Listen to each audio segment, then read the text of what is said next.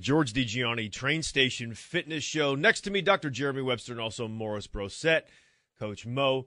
We have another show that complements recent past shows where we talk about behavior modification. This is a very compelling topical time to have this type of show to enhance the efforts of everyone who going forward who's trying to either attain a goal or remain status quo, which is a goal in and of itself.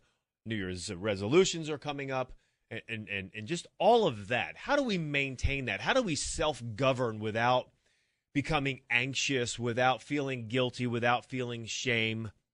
And so on today's show, we have a medical doctor, Dr. Kyra Bobinet, who's a physician, but also who specializes now in behavior science. She wrote a book called Well-Designed Life, 10 Lessons in Brain Science and Design Thinking for a Mindful, Healthy, and Purposeful Life. No one's ever going to remember that subtitle, so let's just stick with the title, Well-Designed Life. Her website is drkyrabobinet.com, and it's DrKyraBobinet. N-E-T. There's that. Dr. Bobinet, good morning. Good morning, George. Am I saying your name correctly? Yeah, you're enunciating it very well. Well, thank you very much. Say hello to Dr. Jeremy Webster next to me and Coach Mo. Hello. Good morning. So I wanted to, since it's timely, and this is one of our last shows. December 19th will be the last show of the year. Excuse me. I wanted to begin this topic with how people tackle or address the happier, healthy life they intend through New Year's resolutions, because we often find there's shame, there's disappointment, there's guilt involved when people fall off their wagon. They don't want to share with others what their intentions, their goals are, because they're afraid they're not going to make them in the first place. But if they do share them and they fail, they feel like a failure, and then they kind of go way against what they were trying to accomplish in the first place. That's right. So your work began. Why? Why would you leave or change focus, if you will, in your practice to go in this direction? What was the impetus behind this? Sure. Well, certainly I have noticed, like all of us, that the pattern that you just described, it's so pervasive for all of us. And I was helping to run, or I was directing a clinical study on metabolic syndrome and weight loss along with Duke University a few years back. And one of the participants in my study, I was interviewing her to kind of see how her experience was going. She was losing weight, and she said, oh, I'm learning how to eat better. I'm learning how to exercise, all these things. And so I was feeling really good about how this was going. And then she pauses and she turns to me and she says, but I know what I should do. I don't know why I don't do it. And that just rung my bell. I was like, bingo, that is exactly, I haven't stated it that way, but that's exactly what I've been trying to track down for decades. And so for me, it really amplified my interest in the brain science reasons behind that phenomenon for all of us, and found a ton of interesting dynamics that really make that so. So go ahead. No, I was just going to say, I've noticed this as the biggest obstacle in my practice as well. People will listen to me. I'll give the advice. They'll say, that sounds great. I know that if That's right. just do what you say, it will work and it will get me to my goals, but I'm not sure I'm going to do it. But here's what I like. I like when they say, I'm not sure I'm going to do it. I like when someone's authentic, because you then have the opportunity to form, morph, create the plan with them that creates success. It's called customer-centric, right? Being customer-centric, Right. customer-focused. And one of the things you say, Dr. Bobinet, is that people will only be successful if they match their resolutions with how their brain works. But they obviously first have to identify themselves. What's their perception of themselves, the world? How does that brain work for what it will accept versus what it knows it should accept, let's say? That's right. And it impresses me a lot, actually, what you said about, people saying, I'm not sure I will do this. That indicates that's way farther than a lot of relationships go in health and fitness because, that indicates a high level of trust and self-awareness and self-honesty. And not a lot of people have that. So I think it's a tribute to, whoever the trainer is or whoever the supporter is that they even get that information, first of all. But we can do that for ourselves as well. We can be honest with ourselves. And the thing that prevents us from being honest with ourselves or with even our trainer is that shame, that feeling of, I'm afraid, I don't trust myself, in the future.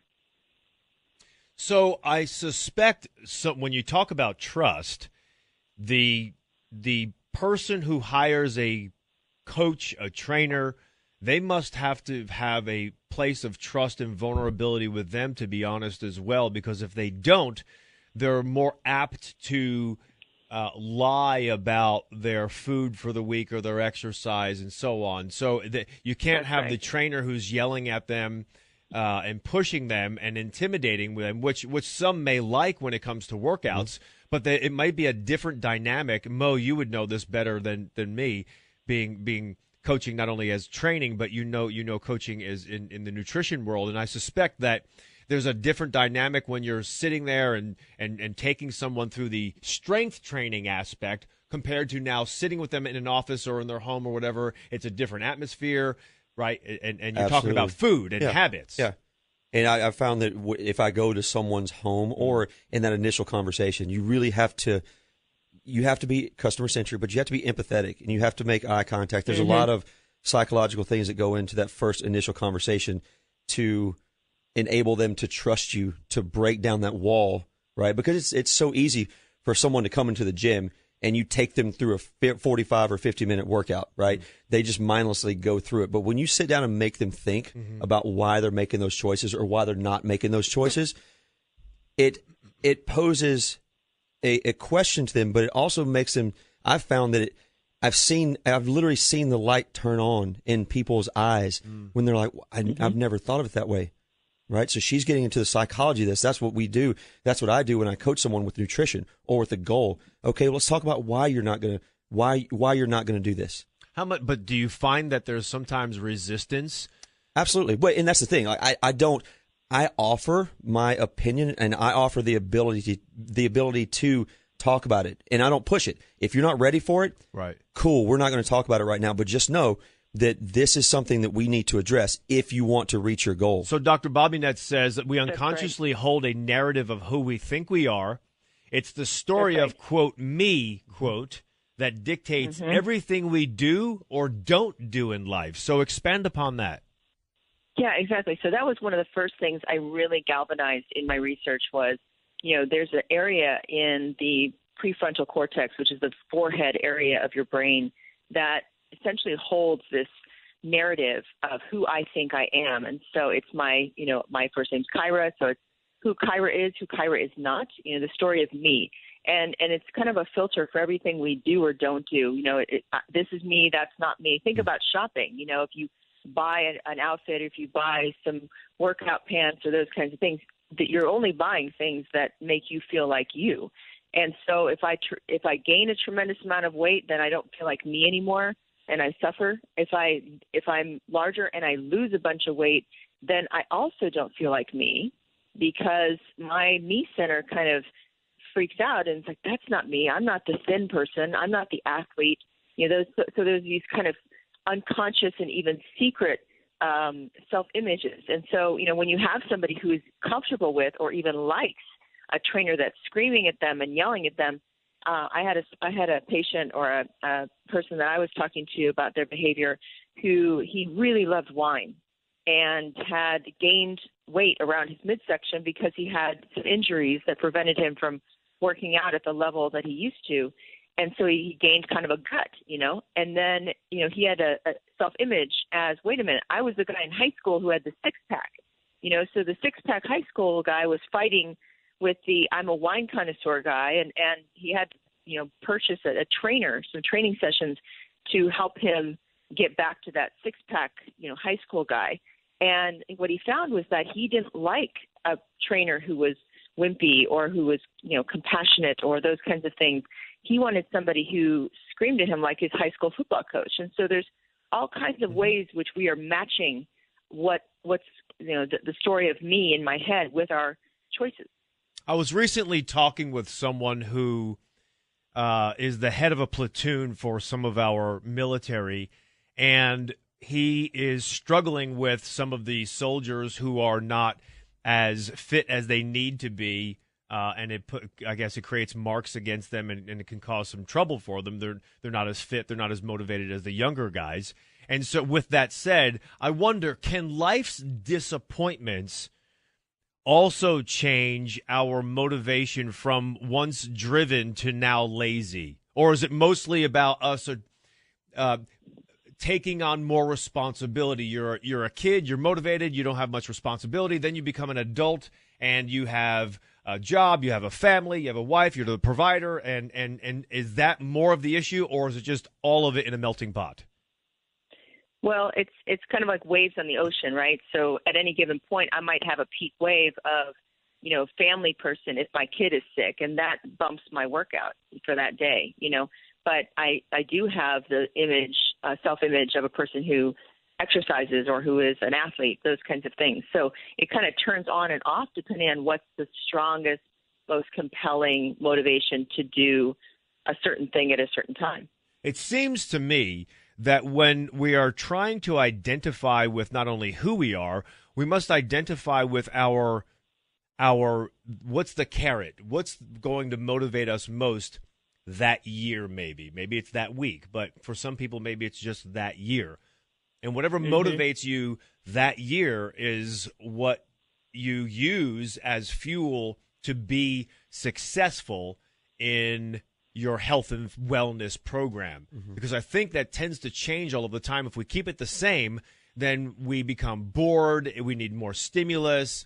And maybe I'm just speaking for me. I don't know. But that's why I wondered if over time, when these people were once motivated to perform a certain task to attain a goal, like get into the military and go through boot camp, and then all of a sudden these people maybe have guts later on in life and they're not taking care of themselves and they're failing their exams. Is that due to disappointment in their life, whether it's their personal life or their professional life? And has that affect their ability to be motivated? Or is it just because we get older, hormones change, we have more responsibility? And can you even answer that, Dr. Bobinet?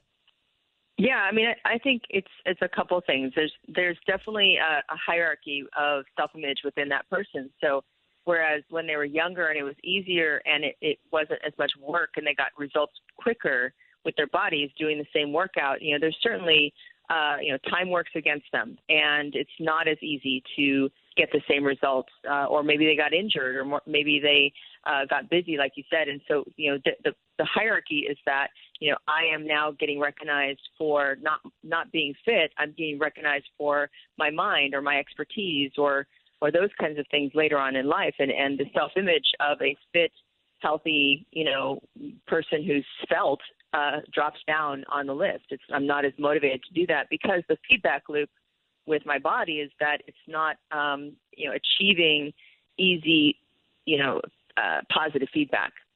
Indoor machine exercisers, team exercisers, self or alone exercisers, people who like to exercise outdoor.